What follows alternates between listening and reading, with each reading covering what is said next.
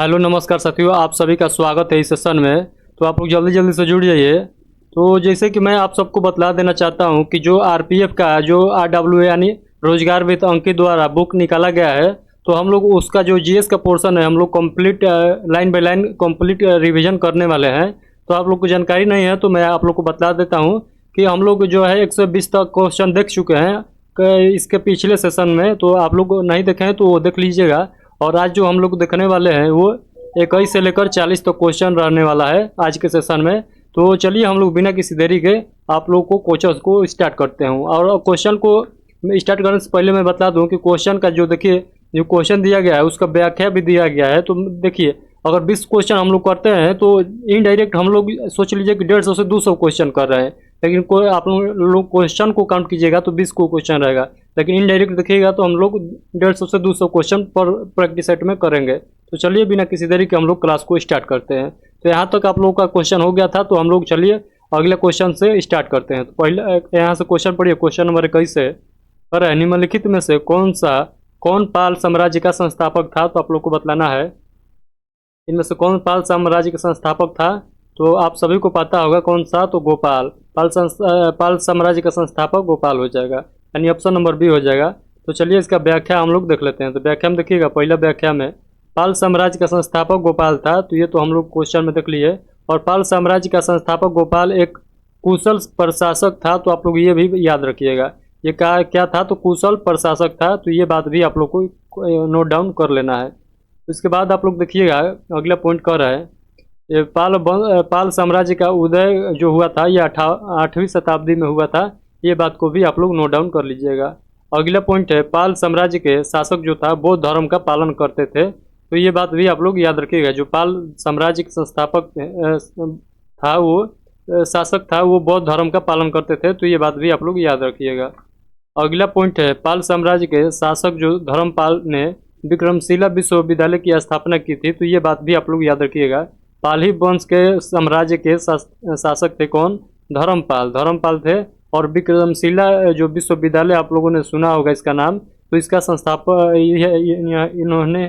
इन्होंने ही स्थापना किया था। तो ये बात आप लोग याद रखिएगा। तो चलिए आप लोग 21 नंबर क्वेश्चन का पूरा व्याख्या देख लिए, यानी पाल वंश से जो रिलेटेड जितना भी फैक्ट बन सकता था वो यहाँ पर पूरा व्याख्या किया गया है। चलिए अगला क्वेश्चन यहाँ पर पढ़िएगा। क्वेश्चन नंबर 22 कह रहा है निम्नलिखित वेदों में से किस ब्रह्मा वेद के नाम से भी जाना जाता है? यानी किसे ब्रह्मा वेद के नाम से भी जाना जाता है आप लोग को बतलाना है। वो कौन सा वेद है जिसे हम लोग ब्रह्मा वेद के नाम से भी जानते हैं? तो आप लोग इस क्वेश्चन का राइट आंसर बताइएगा क्या हो जाएगा। इस क्वेश्चन का राइट आंसर जो हो जाएगा यह अर्थर्ववेद हो जाएगा। अर्थर्ववेद को हम लोग क्या ब्रह्मा वेद के नाम से भी जानते हैं। तो इस क्वेश्चन का राइट आंसर जो हो जाएगा ऑप्शन नंबर डी हो जाएगा। तो चलिए हम लोग अर्थर्ववेद के व्याख्या कर लेते हैं। तो देखिए व्याख्या में दिया गया है कर अर्थर्ववेद को ब्रह्मा देव के नाम से भी जाना जाता है। और ये वेद जो है अर्थर्ववेद जो है प्राचीन भारत के धर्म ग्रंथ है। तो ये बात भी आप लोग याद रखिएगा। इनका संख्या जो है 4 है, यानी ग्रंथ का संख्या जो है 4 है, आप लोग याद रखिएगा। यजुर्वेद, ऋग्वेद, यजुर्वेद, सामवेद और अर्थर्ववेद। तो ये बात आप लोग याद रखिएगा। सबसे प्राचीन वेद पूछेगा तो ऋग्वेद, और सबसे नया वेद पूछेगा तो अर्थर्ववेद आप लोग बतलाइएगा। और संगीत का जिक्र करेगा तो सामवेद आप लोग बतलाइएगा। और चारों वेदों में अर्थर्ववेद सबसे नवीनतम वेद है। तो ये मैं पहले ही आप लोग को बतला दिया हूँ कि अर्थर्ववेद जो है ये सबसे नया वेद है। तो आप लोग याद रखिएगा। ऋग्वेद का देख लेते हैं। तो यह सबसे प्राचीन वेद है। इस वेद में 10 मंडल है। तो ये बात भी आप लोग को याद रखना है। इस वेद में क्या है तो 10 मंडल है। तो ये बात आप लोग को याद रखना है। चलिए हम लोग अगला देख लेते हैं इसका स्टेप। 10 मंडल और 1028 सूक्त, 10 मंडल 1028 सूक्त और लगभग 10,462 मंत्र हैं, यानी ऋचाएँ हैं। तो आप लोग को याद रखना है किसमें तो ऋग्वेद में आप लोग को ये बात याद रखना है। 10 मंडल 1028 सूक्त और लगभग 10,462 मंत्र या ऋचाएँ हैं। अगला है यजुर्वेद। यजुर्वेद को हम लोग देख लेते हैं। यजुर्वेद के 2 भाग हैं, कौन कौन से, तो शुक्ल यजुर्वेद और कृष्ण यजुर्वेद। आप लोग को याद रखना है। और ये यज्ञ से संबंधित विधि विधान यजुर्वेद से संबंधित है। तो आपसे पूछता है यज्ञ से संबंधित कौन सा वेद है, तो आप लोग बतलाइएगा यजुर्वेद है। इसका राइट आंसर आप लोग यजुर्वेद बतलाइएगा। अब हम लोग देख लेते हैं सामवेद। सामवेद के बारे में हम लोग पढ़ लेते हैं। तो देखिए ये 4 वेदों में से आकार की दृष्टि से सबसे छोटा है, चारों वेदों में से आकार की दृष्टि से सबसे छोटा है। और इस वेद का संबंध जो है संगीत से है। तो ये मैं ऊपर भी आप लोग को बतला दिया हूँ, इस वेद का जो संबंध है ये संगीत से संबंध है। तो आप लोग इस पॉइंट को याद रखिएगा।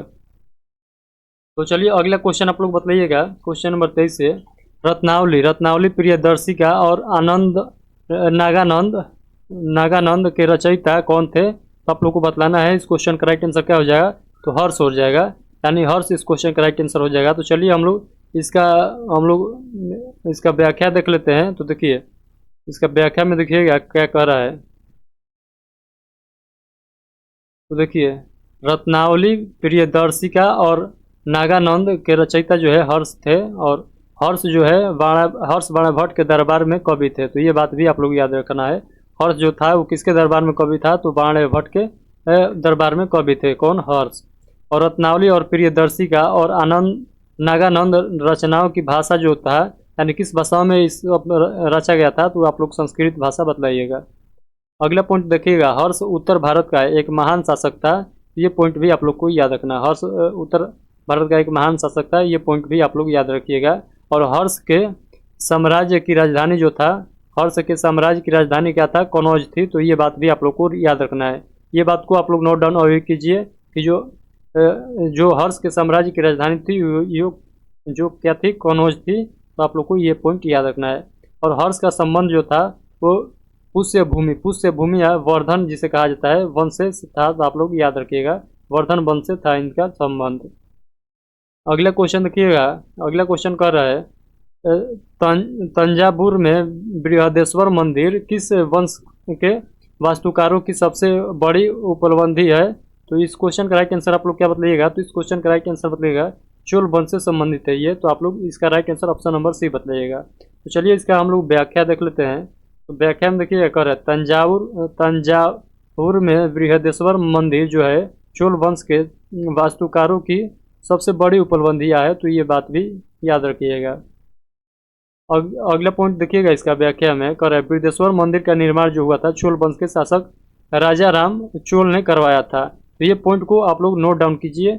इस पॉइंट को आप लोग को नोट डाउन करना है, यानी बृहदेश्वर मंदिर का निर्माण चोल वंश के कौन से राजा ने करवाया था? तो राजा राम चोल ने करवाया था। तो ये आप लोग को बात को याद रखना है। अगला पॉइंट देखिएगा, बृहदेश्वर मंदिर भगवान शिव को समर्पित है। तो ये बात भी आप लोग याद रखना है।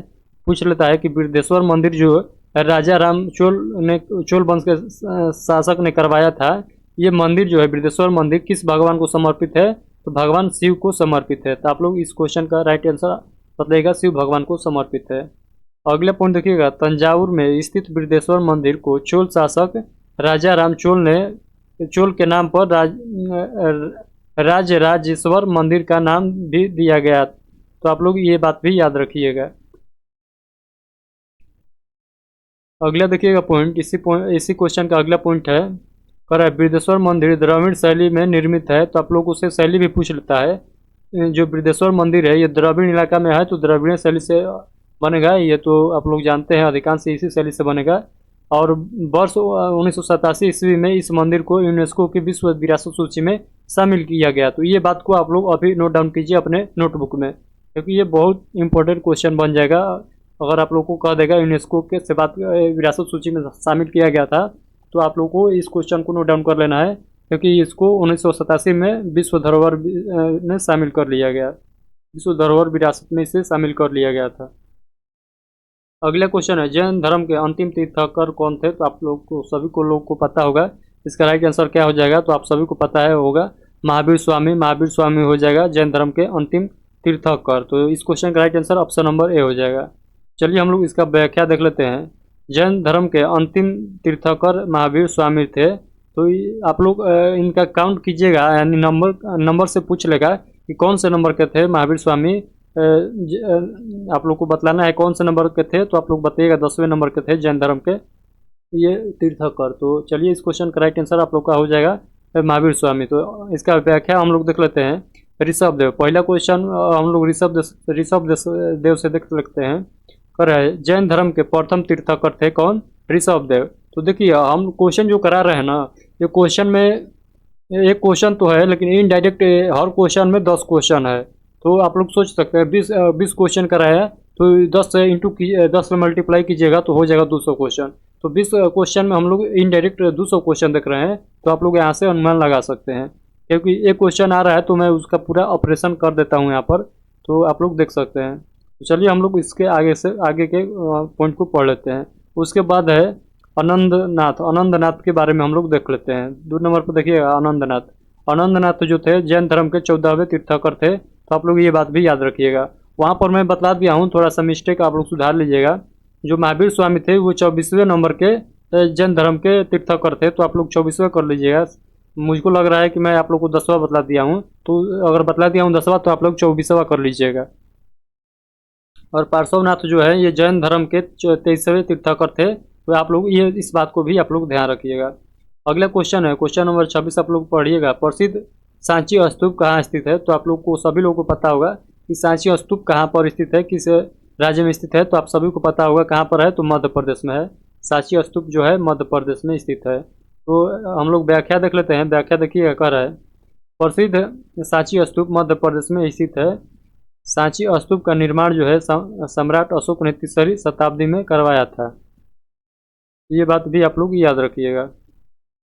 अगला पॉइंट है सांची स्तूप बौद्धों का एक महत्वपूर्ण तीर्थक स्थल है। तो ये बात भी आप लोग याद रखिएगा।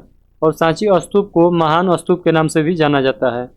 और अगला पॉइंट देखिएगा, कर है वर्ष 1989 ईस्वी में सांची स्तूपों को यूनेस्को के विश्व विरासत स्थल में शामिल कर लिया गया था। तो इस पॉइंट को आप लोग याद रखिएगा कि सांची स्तूप को विश्व विरासत स्थल में कब शामिल किया गया था? तो 1989 ईस्वी में किया गया था। चलिए हम लोग अगला क्वेश्चन देख लेते हैं। क्वेश्चन नंबर 27 से कह रहा है चीनी यात्री फायान के शासनकाल के दौरान भारत का दौरा किसने किया था? तो आप लोग को बतलाना है चीनी यात्री जो फायान था उसके शासनकाल में भारत के दौरा कौन किया था? तो आप लोग को बतलाना है। इस क्वेश्चन का राइट आंसर क्या हो जाएगा? तो इस क्वेश्चन का राइट आंसर आप सभी लोगों को पता होगा, चंद्रगुप्त द्वितीय आया था। किसके शासनकाल में? तो चीनी यात्री आया था फायान, तो चंद्रगुप्त द्वितीय के शासनकाल में आया था। तो इस क्वेश्चन का right answer option number C हो जाएगा, यानी चंद्रगुप्त द्वितीय के शासनकाल में फायान यानी चीनी यात्री भारत आया था। इसका व्याख्या हम लोग देख लेते हैं। तो देखिए इसका व्याख्या में हम लोग देख लेते हैं। चीनी यात्री फायान ने चंद्रगुप्त द्वितीय के शासनकाल के दौरान भारत का दौरा किया था। ये बात को आप लोग नोट डाउन कर लीजिएगा। अगला पॉइंट है बौद्ध धर्म व उसके ग्रंथों के बारे में अध्ययन करने के उद्देश्य से फायान ने भारत के अतिरिक्त कई एशियाई देशों की यात्रा की थी। अपनी भारत यात्रा के दौरान फायान ने 3 वर्षों तक पाटलिपुत्रा जिसका उस समय नाम था, वर्तमान नाम पटना है, उस समय नाम था पाटलिपुत्रा, में संस्कृत विषय का अध्ययन किया था। तो आप लोग देख सकते हैं 3 वर्षों तक पाटलिपुत्रा में संस्कृत विषय का अध्ययन किया था। कौन था फायान? तो चीनी यात्री था। अगला क्वेश्चन आप लोग पढ़िएगा, कर रहे हैं जैन मठ संस्थानों को क्या कहा जाता था? तो आप लोग को बतलाना है जैन मठ जो संस्थान है इसको क्या कहा जाता था? तो आप लोग बताइएगा। बसादीस कहा जाता था, बसादीस, यानी ऑप्शन नंबर डी हो जाएगा इसका राइट आंसर।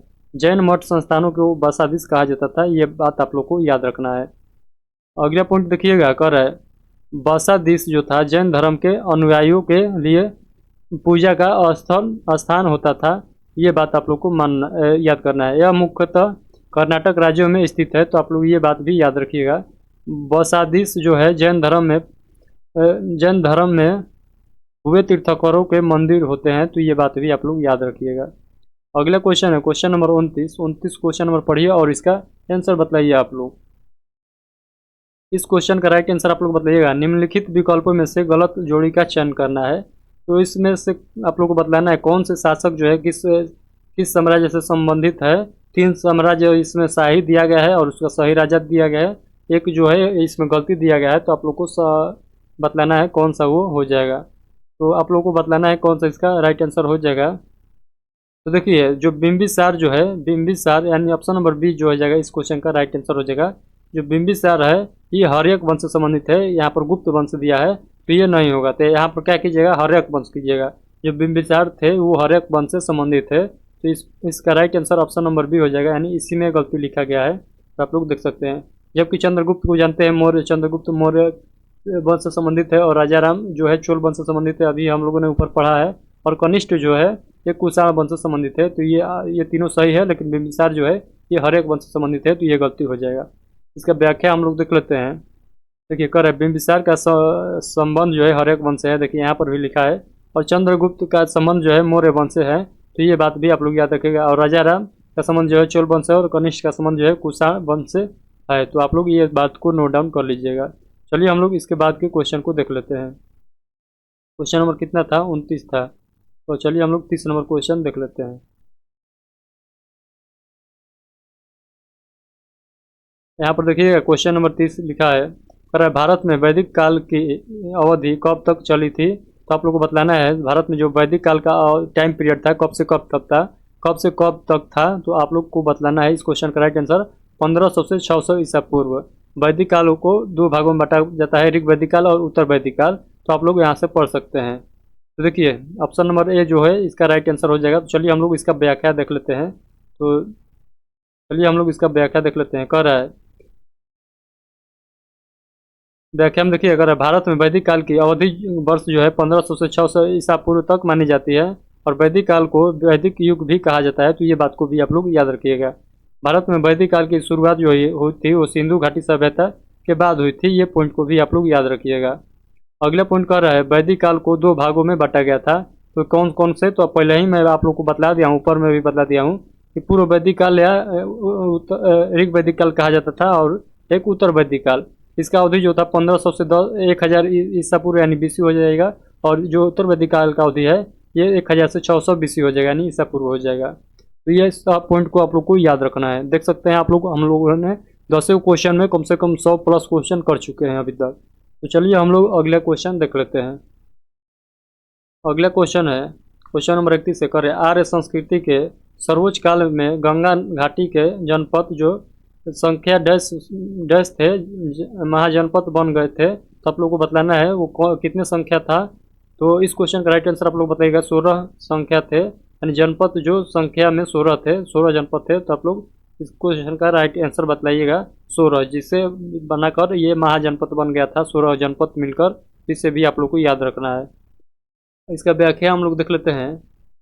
देखिएगा यहाँ पर व्याख्या इसका कर रहा है, आर्य संस्कृति के सर्वोच्च काल में गंगा घाटी के जनपद जो संख्या में 16 थे वो महाजनपद बन गए थे। तो ये पॉइंट को आप लोग याद रखिएगा। प्राचीन भारत में 16 महाजनपदों का उद्भव 6ठी शताब्दी के दौरान हुआ था।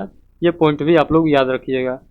अगले पॉइंट हम लोग पढ़ लेते हैं। कह रहा है प्राचीन भारत के इन 16 महाजनपदों के बारे में जानकारी जो मिलता है, जानकारी का स्रोत जो होता है बौद्ध धर्म का ग्रंथ अंगुत्तर निकाय में इसका मिलता है, इसका पूरा जानकारी। तो अंगुत्तर निकाय में पढ़िएगा तो ये 16 महाजनपदों का बारे में उल्लेख मिलता है।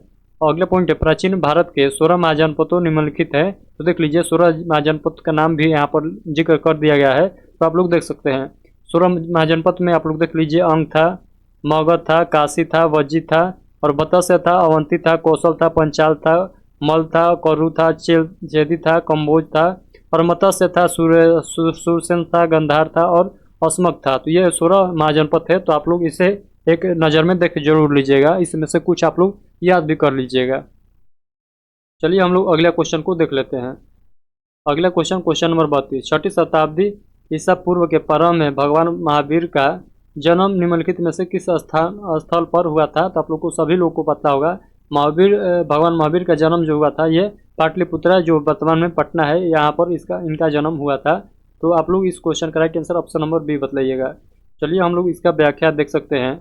आप लोग एक नोटिस किए होंगे कि जितना भी क्वेश्चन पूछा जा रहा है यहाँ पर सब प्रीवियस ईयर क्वेश्चन है। तो आप लोग अनुमान लगा सकते हैं कि आप लोग को आरपीएफ का जो क्वेश्चन एग्जाम में क्वेश्चन पूछता है वो इसी लेवल का क्वेश्चन पूछता है। तो आप लोग ज़्यादा घबराइएगा नहीं, ये नहीं रहता है कि पूरा एकदम पूरा टॉप या पूरा घुमा फिरा कर क्वेश्चन पूछता है, वैसा क्वेश्चन नहीं है। आप लोग एक नज़र में आप लोग आंसर दे रहे होंगे, मैं आशा करता हूँ आप लोग आंसर संगे संगे देते चलिए कमेंट बॉक्स में। तो चलिए अगला हम लोग व्याख्या इसका देख लेते हैं। चलिए व्याख्या हम लोग देखते हैं। कर रहा है 6ठी शताब्दी ईसा पूर्व के प्रारंभ में भगवान महावीर का जन्म वर्ष 540 ईसा पूर्व जो हुआ था कुंडग्राम वैशाली नामक स्थल पर हुआ था। तो ये आप लोग को याद रखना है। एग्जैक्ट लोकेशन जो आप लोग को याद रखना है कुंडग्राम में हुआ था, वैशाली में।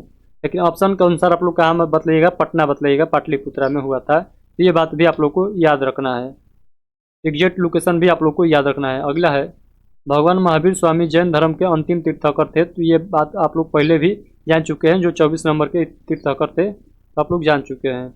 अगला है, महावीर स्वामी की मृत्यु जो हुई, महावीर स्वामी की जो मृत्यु वर्ष 468 ईसा पूर्व में पावापुरी बिहार में हुआ था। तो आप लोग को ये बात भी याद रखना है।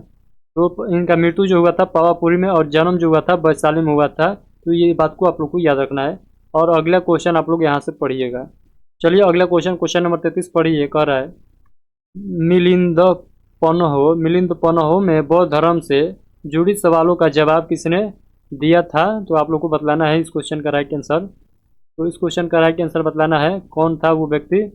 इस क्वेश्चन का राइट आंसर था नागसेन। नागसेन हो जाएगा, यानी ऑप्शन नंबर ए हो जाएगा इस क्वेश्चन का राइट आंसर। चलिए अगला क्वेश्चन, इसका व्याख्या हम लोग देख लेते हैं। तो व्याख्या में देखिएगा, कह रहा है, व्याख्या यहाँ से हम लोग देख लेते हैं। कह रहा है,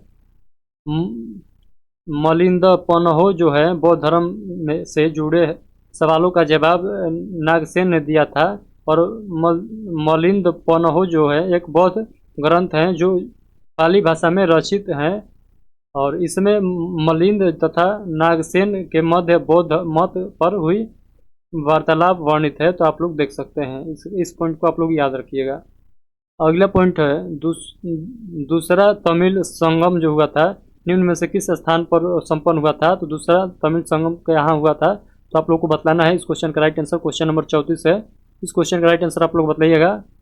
काप्तपुरम में हुआ था, काप्तपुरम में हुआ था। तो ऑप्शन नंबर सी हो जाएगा इस क्वेश्चन का राइट आंसर। तो चलिए हम लोग इसका व्याख्या देख लेते हैं।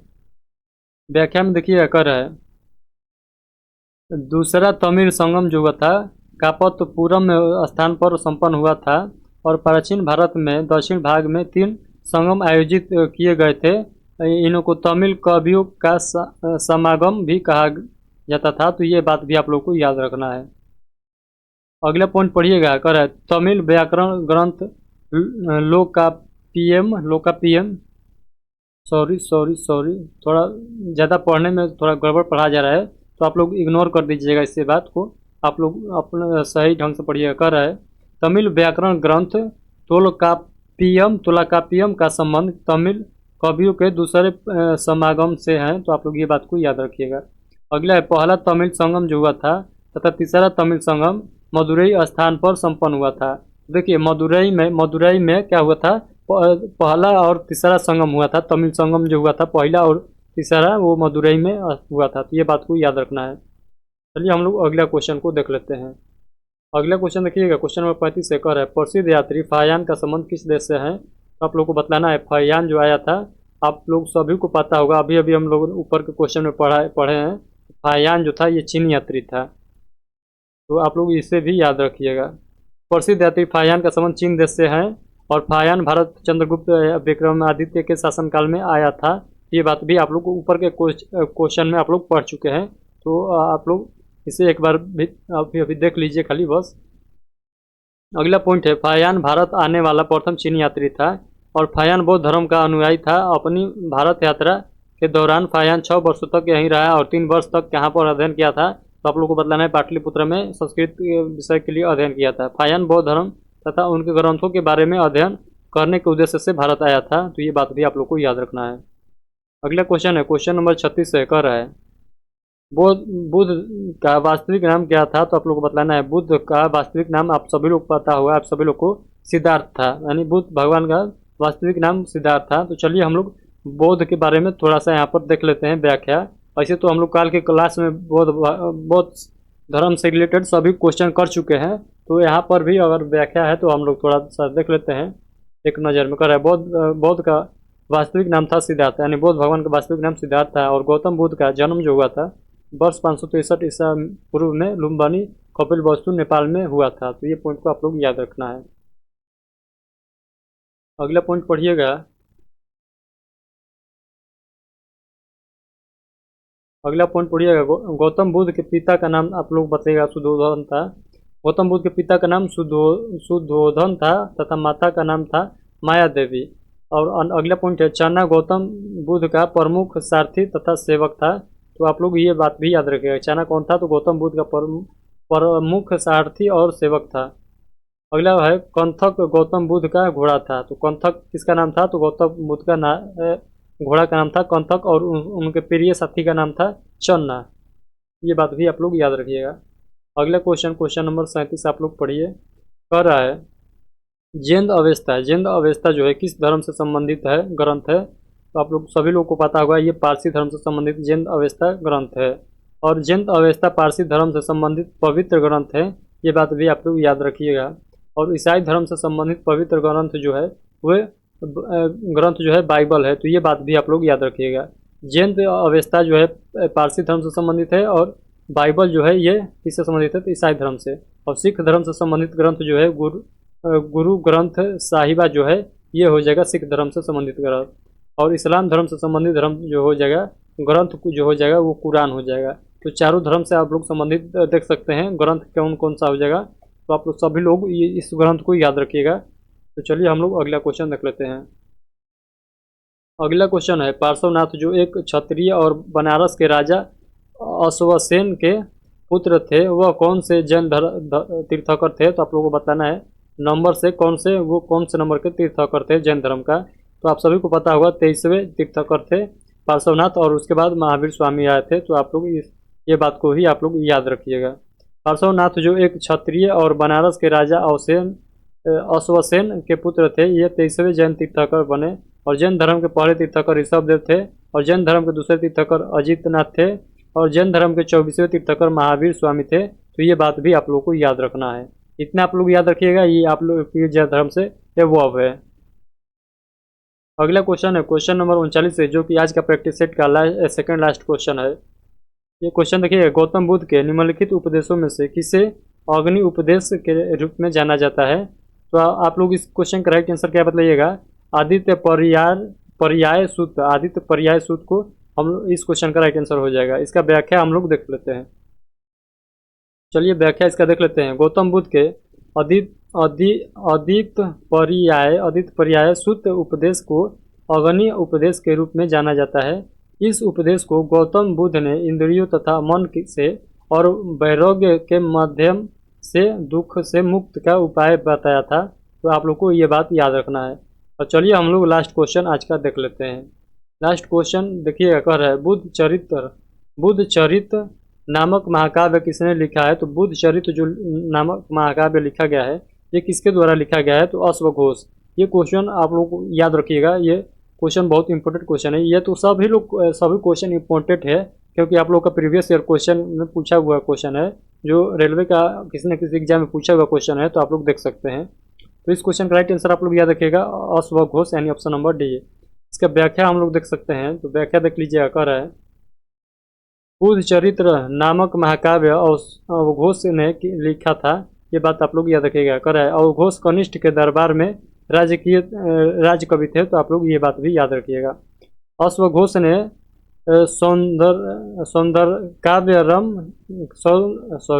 सौंदरानंद काव्यम की भी रचना की थी। तो आप लोग ये बात भी याद रखिएगा।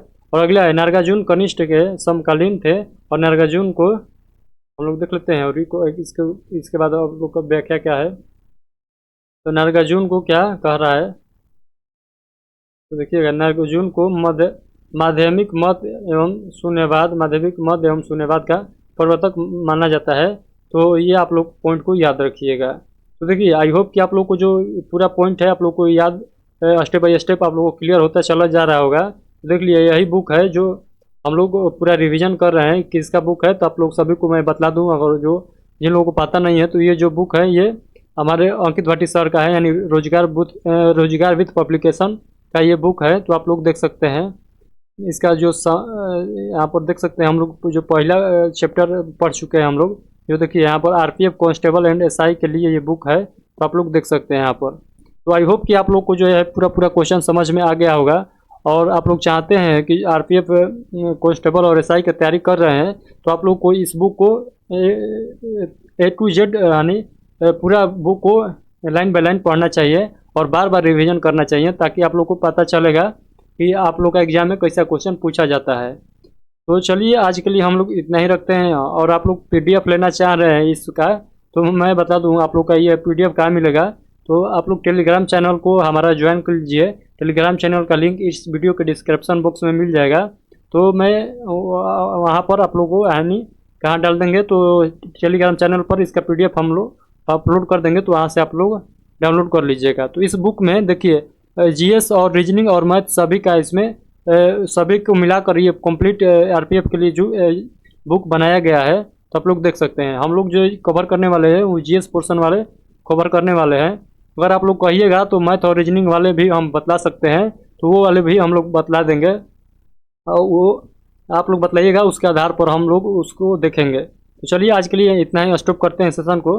और इसके पहले वाले सेशन आप लोग नहीं देखे हैं तो आप लोग जाइए, प्ले लिस्ट में मिल जाएगा वो सेशन, तो आप लोग देख लीजिएगा। तो चलिए आज के लिए इतना ही रखते हैं, तब तक के लिए आप सभी को take care, thank you, bye.